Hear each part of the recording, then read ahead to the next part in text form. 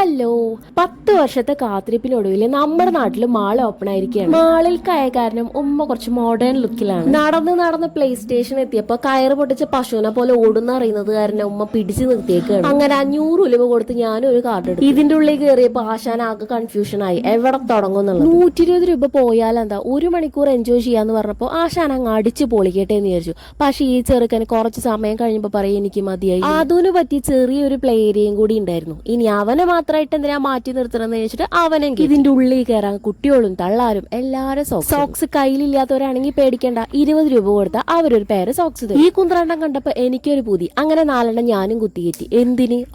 ആദൂന് കാര്യമൊന്നും മനസ്സിലായില്ലെങ്കിലും ഞാൻ ചെയ്യുന്നത് പോലെയൊക്കെ ചെയ്യാൻ അവൻ ശ്രമിച്ചു. പിന്നെ ആച്ചിലു ബൈക്ക് ഓടിച്ചു, കാർ ഓടിച്ചു. ആ കാർ ഓടിക്കുന്ന സ്റ്റൈലൊക്കെ കണ്ട. ആക്സിലേറ്റർ ചവിട്ടാൻ കാലെത്തിയില്ലെങ്കിലും കിടന്നിട്ടെങ്കിലും ആശാന. ഞാൻ കിടന്ന് പറയുന്നുണ്ടായിരുന്നു, നേരെ നോക്കി വണ്ടി ഓടിക്കടാ, റോഡ് വളയുമ്പോ വണ്ടി വളക്കടാ. എവിടുന്ന് പിന്നിൽക്ക് നോക്കിയിട്ടാണെങ്കിലും ഭയങ്കര സ്റ്റൈലായിട്ടാ ഓടിച്ചത്. ഏതാണ്ടൊക്കെ നിൽക്കുന്നു. പിന്നെ ഞങ്ങൾ നേരെ ഹൈപ്പർ മാർക്കറ്റിലേക്ക് വെച്ചു പിടിച്ചു. ഇനി മൊത്തത്തിലൊരു അഭിപ്രായം പറയാനാണെച്ചെങ്കിൽ അധികം ഷോപ്പുകളൊന്നും ഓപ്പൺ ആയിട്ടില്ല. പക്ഷെ തിരക്കിന്റെ കാര്യം പറയുകയാണെങ്കിൽ എന്റെ അമ്മയെ അതിന്റെ ഉള്ളിൽ നിന്ന് ജീവനും കൊണ്ട് ഓടിപ്പോന്നതാണെന്ന് പറയാം. അമ്മാതിരി തിരക്കായിരുന്നു ഹൈപ്പർ മാർക്കറ്റിന്റെ ഉള്ളിൽ. പിന്നെ നമ്മുടെ മുറ്റത്തൊരു മാള് വന്ന ആരാ കയറി നോക്കാത്തത്? ഇനി ഇടക്കൊക്കെ അവിടെ പോയി AC കൊള്ളാലോ.